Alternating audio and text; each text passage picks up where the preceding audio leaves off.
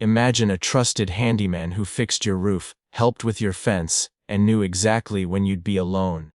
What if that same man who attended community meetings about missing women was actually the killer they were trying to catch? Before we dive into one of Montana's most shocking cold cases that took 34 years to solve, hit that subscribe button right now and ring the notification bell. Because what you're about to discover will change how you see trust and betrayal in small-town communities. This is the story of Robert Hutchinson and 3 young women who trusted the wrong person.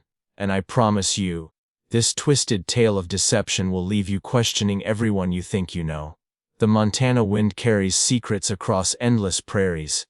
And in Glacier County, those secrets had been buried for 34 years until a single DNA sample changed everything. Robert Hutchinson was the kind of man you'd call when your roof leaked or your fence needed mending. For 4 decades, he'd driven his faded blue Chevy pickup through the winding roads of this remote corner of Montana. His toolbox rattling in the truck bed, his weathered hands were steady on work that kept families safe and dry. Children waved at him from school bus windows. Wives offered him coffee on cold mornings. Husbands shook his calloused hand and paid him in cash, trusting him completely with keys to their homes, their barns, their most private spaces.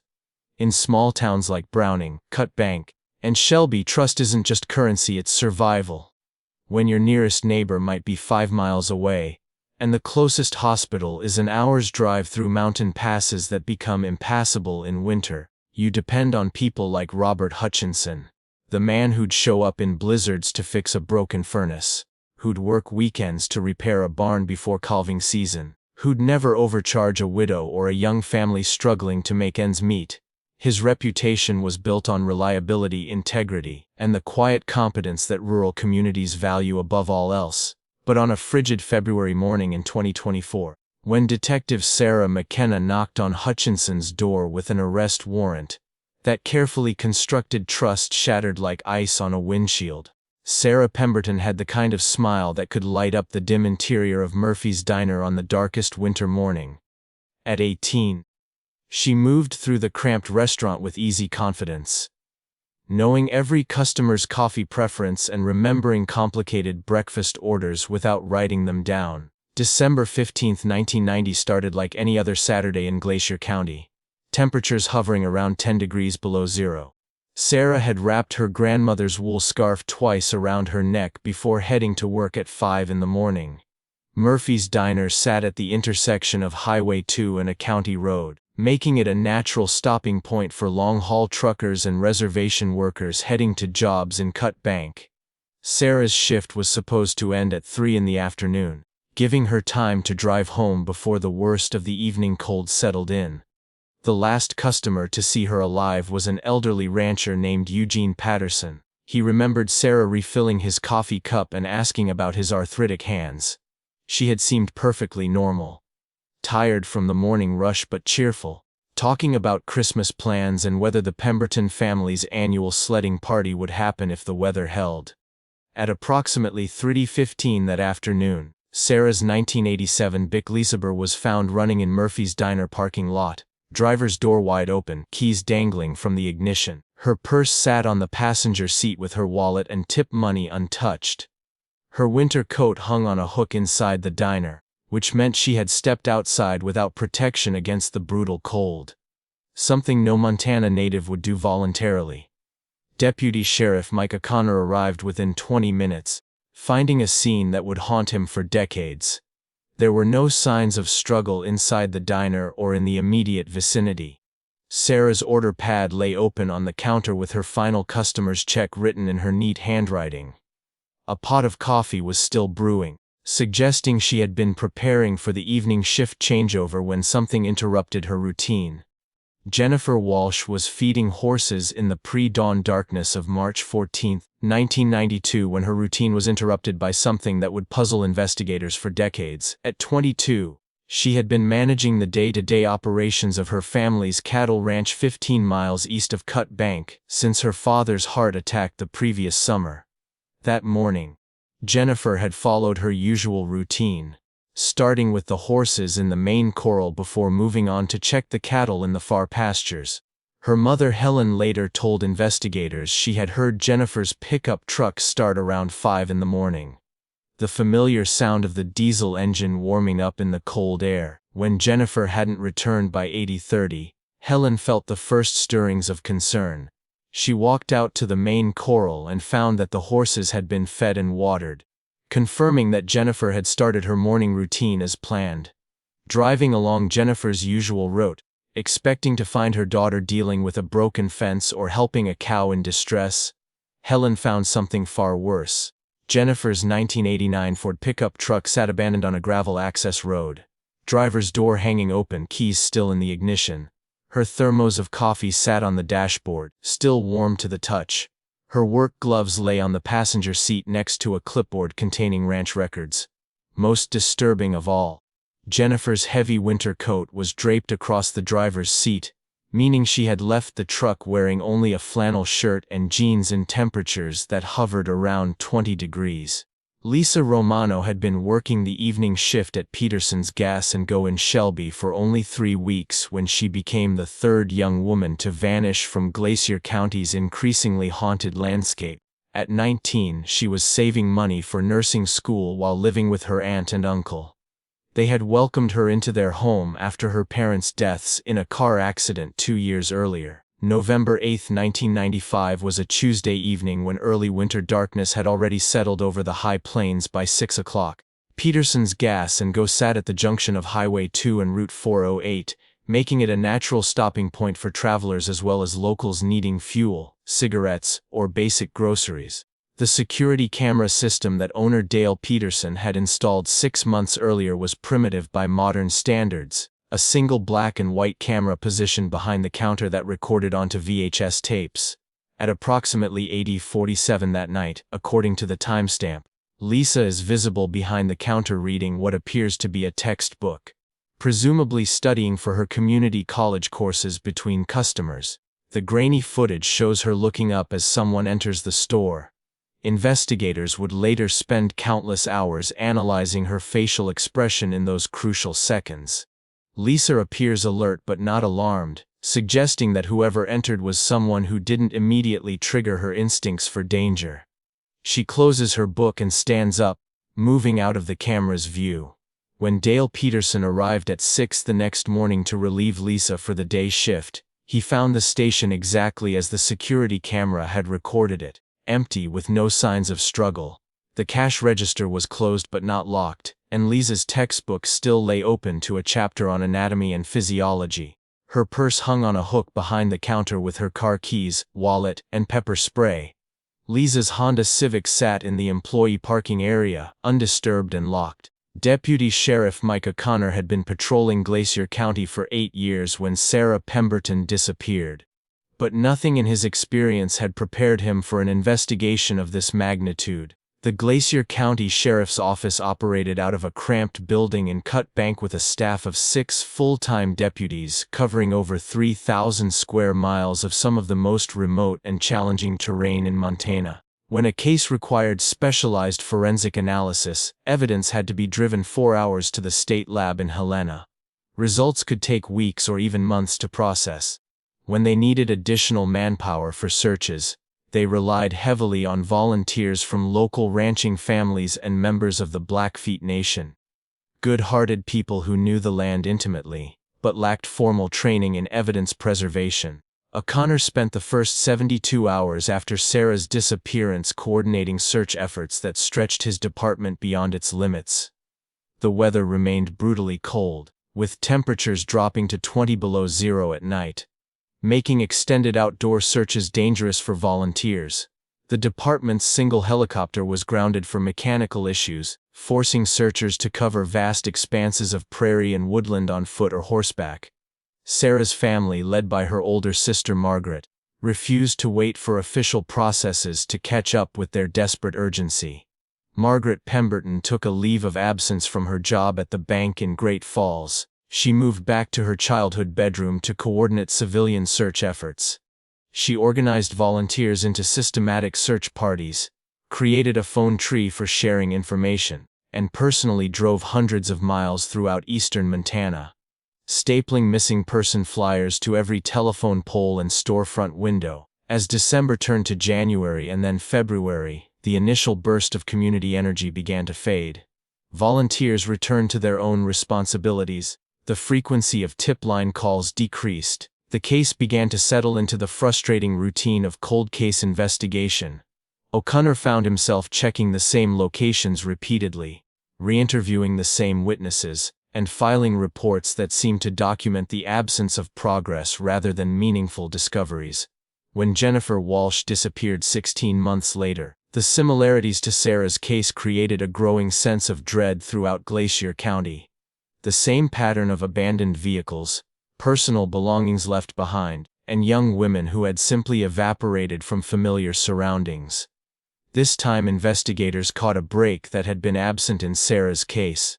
A neighboring rancher named Thomas McCarthy had noticed an unfamiliar pickup truck driving slowly along the county road near where Jennifer's truck was later found. McCarthy's description was frustratingly vague.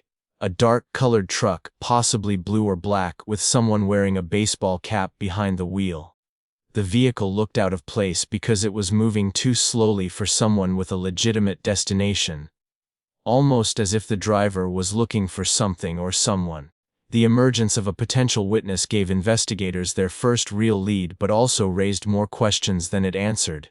By the summer of 1992, conversations in Glacier County had fundamentally changed. What had once been casual discussions about weather patterns and cattle prices now carried an undercurrent of fear that permeated every gathering. Neighbors who had never locked their doors began installing deadbolts and security lights. Parents who had previously allowed their teenage children to drive alone on country roads after dark began insisting on escorts or imposing strict curfews. Margaret Pemberton and Helen Walsh had become reluctant experts in missing person protocols, search techniques, and forensic procedures, educating themselves about investigative methods they wished they had never needed to understand. Their phone conversations, sometimes lasting hours, represented a form of support group for an experience that no parent should ever endure, but also served as an informal intelligence network that sometimes uncovered connections the official investigation had missed. When Lisa Romano became the third victim in November 1995, the community's worst fears were confirmed. This wasn't a series of random tragedies or coincidental disappearances. Someone was deliberately targeting young women in their most vulnerable moments. The security footage from Peterson's Gas and Go, while frustratingly limited, represented the first visual evidence that investigators had obtained in any of the three cases. The Montana State Crime Lab enhanced the images as much as 1995 technology would allow. But the figure captured on tape remained a shadowy presence, whose identity couldn't be determined with any certainty.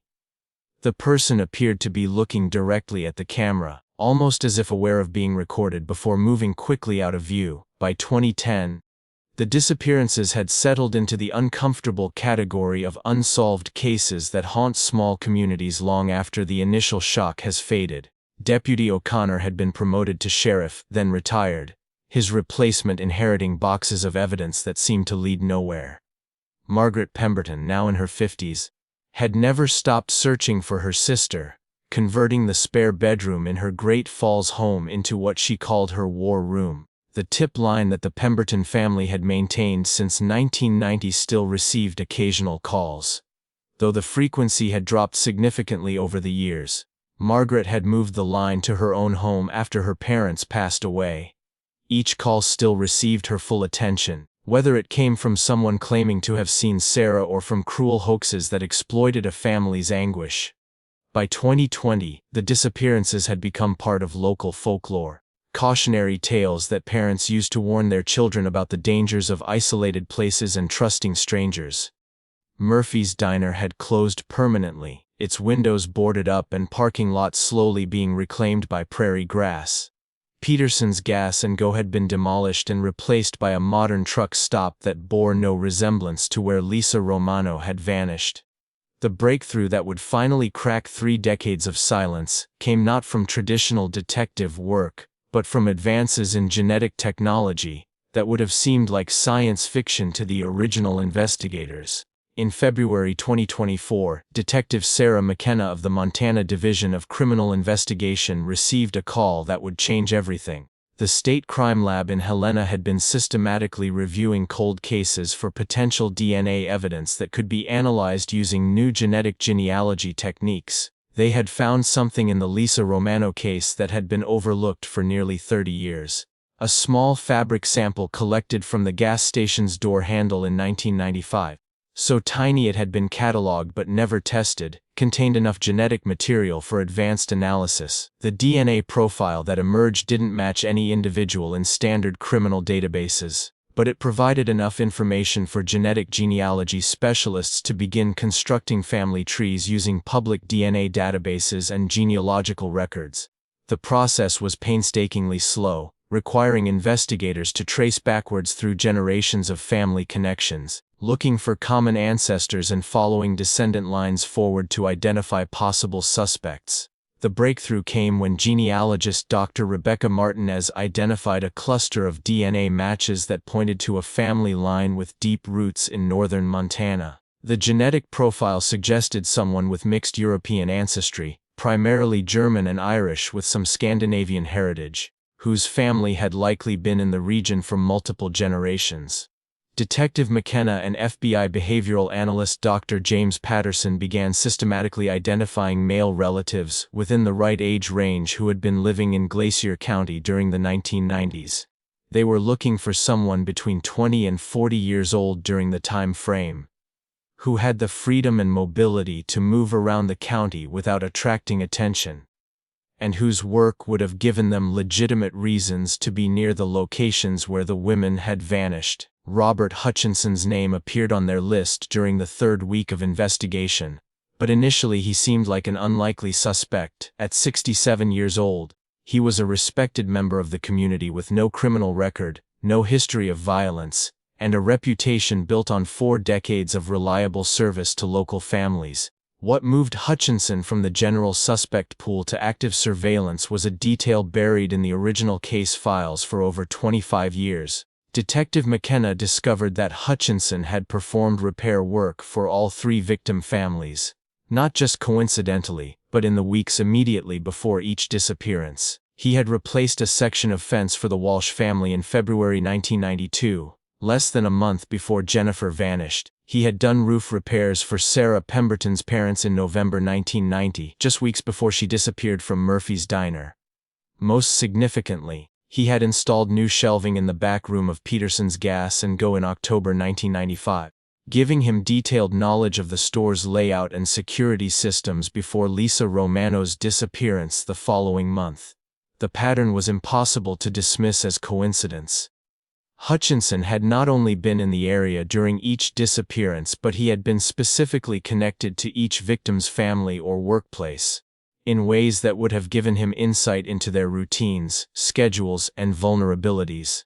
The investigation team realized they were looking at a predator who had used his legitimate business activities as cover for identifying and stalking his victims. The arrest of Robert Hutchinson unfolded with the surreal quality of a nightmare bleeding into daylight reality. At 6 in the morning on February 23, 2024, Detective McKenna knocked on the door of Hutchinson's modest ranch-style home on Cottonwood Road. The same hands that had built porches and repaired roofs for hundreds of families were now cuffed behind his back as she rid him his rights. Hutchinson's reaction to the arrest would haunt everyone present for years to come. There was no surprise, no denial, no desperate attempt to maintain innocence. Instead, he displayed an eerie calm that suggested he had been preparing for this moment for decades. When McKenna informed him that he was under arrest for the murders of Sarah Pemberton, Jennifer Walsh, and Lisa Romano, Hutchinson simply nodded and asked if he could feed his dogs before they left. The news of Hutchinson's arrest spread through Glacier County's interconnected communities with devastating speed. Within hours, phone lines were buzzing with conversations that no one quite knew how to have. At the hardware store in Cut Bank, customers who had known Hutchinson for decades stood in stunned silence, trying to process the impossible reality that the man who had fixed their kitchen sinks was now accused of the area's most horrific crimes. The betrayal cut deeper than anyone had anticipated. reaching into the very foundation of what it means to trust your neighbors in a place where survival often depends on mutual aid and community cooperation. Families recalled how he had lingered in their kitchens, accepting offers of coffee and engaging in seemingly innocent conversation about their children's schedules and activities. The confession came 3 days after Hutchinson's arrest, during what investigators described as one of the most chilling interviews they had ever conducted. Faced with overwhelming DNA evidence, Hutchinson finally abandoned the facade of innocence he had maintained for over 3 decades. Speaking in the same measured, soft-spoken tone that had made him welcome in countless homes, he provided details about the murders that confirmed investigators' worst fears. Hutchinson led authorities to burial sites that had been hidden in plain sight for decades, remote corners of ranch properties where he had legitimately worked, locations chosen with careful consideration of someone who understood the landscape intimately. Sarah Pemberton's remains were found buried beneath what had become a storage shed. Jennifer Walsh was buried near a stand of cottonwood trees on land that had changed hands multiple times. Lisa Romano's burial site was the most haunting, located in a section of cemetery property that Hutchinson had helped expand in 1996. The recovery of the remains brought closure that families had desperately needed, but also opened wounds that had never properly healed. Margaret Pemberton, now 63, finally had a place to visit her sister, but she also had to confront the horrific reality of how Sarah had died. The case became a watershed moment for law enforcement, demonstrating both the potential of advanced forensic technology and the unique challenges of investigating serious crimes in communities where trust forms the foundation of social interaction. If you found this investigation compelling, subscribe to stay informed about how modern forensic science is bringing justice to families who have waited decades for answers. Because the determination of people like Margaret Pemberton, combined with advances in genetic genealogy, proves that time doesn't always favor the perpetrator, and that truth will eventually surface, no matter how deeply it's been buried.